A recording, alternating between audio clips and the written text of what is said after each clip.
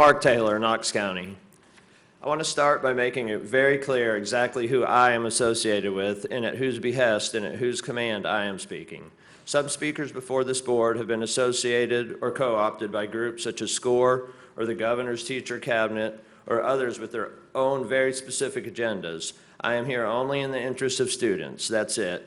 In full disclosure, I also want to make it very clear that I am virtually guaranteed to be a level 5 TVOS teacher this year if this year's state test results are used. If they are not, my score will be significantly lower. I wanted to make sure you knew that. On Monday evening, I heard a lot of very disturbing rhetoric centered on the resolution up for voting tonight. That discussion showed, without a doubt, that the culture of Knox County schools is obsessively and harmfully testing-centered. When a Tennessee State Teacher of the Year repeatedly states that we must have testing to motivate students, then we have a problem. That is our role as teachers in schools. Tests don't motivate students, teachers do. If we are relying on a test to motivate a child, then we have lost our way. When an outstandingly creative, energetic young teacher with unlimited potential in the classroom expresses such angst over a teacher's ranking based on a test score, we have lost our way. We as a school system have reached the point where we are defining the worth of teachers and students based on a test. We are neglecting the whole of a child and the whole of education. Test scores do not define a teacher's worth or value any more than they define a child's worth or value. Monday night's discussion has made it clear that we have reached that point. To imply that the testing pendulum has now swung too far from testing is absolutely beyond absurd. If that were the case, we would surely not even be having this discussion. The reality is testing is the overt as well as the covert driving force behind everything that happens in our schools today. And make no mistake, a year of preparing a child for a standardized test is not education. It is in fact depriving that child of a year's worth of authentic learning for understanding and comprehension.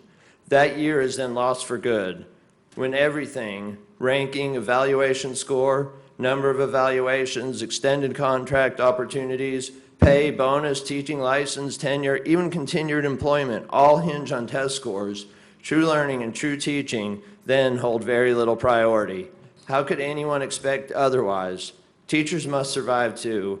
Creativity, imagination, projects, discovery, personal areas of interest, current events, long-term learning, hands-on activities, the arts, trying new techniques, spontaneous, organic teaching and learning opportunities that present themselves.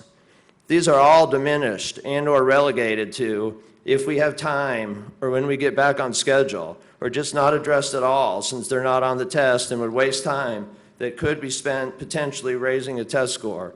When test scores are the priority, that is the result. It cannot be otherwise. It can't. Sadly and very concerning, today many teachers don't even know how wrong that is. We now have such a large population of new teachers who know nothing different. This culture of test prep is all they have ever known. They don't even realize there is another better way. Same for most of our students. How many children are we going to allow to have their love of learning destroyed? How many children must have their unique skills, abilities, and talents neglected before we stop it? If being the best school system in the South condenses my children's educational spectrum to a single data point, then it's not worth it. We have to change. We have to do what is best for children. We have to and we can. I'm going to share with you a conversation I had with Dr. McIntyre on one of his final days with KCS. Jim asked me what I would have had him do differently. What I told him was simple and I thought obvious for anyone working with children in any capacity. I told him, you should have fought against policies, practices, and mandates that hurt children. Instead of knowingly going along with harmful practices, you should have stood strong against them. You should have been a leader for our children's best interest. That's what I'm asking you to do. We have to change our test-centered culture. Supporting this resolution is a start. Take a stand for our children. Put them first. Fight against policies that reduce our children to test takers and data, and our schools to test prep facilities. Be a state and national leader. Fight back against policies that hurt children. Be proactive.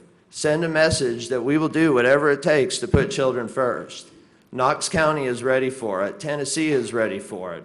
The time is right for Knox County schools. The time is right for the entire state. It has to start somewhere. Let it start with you.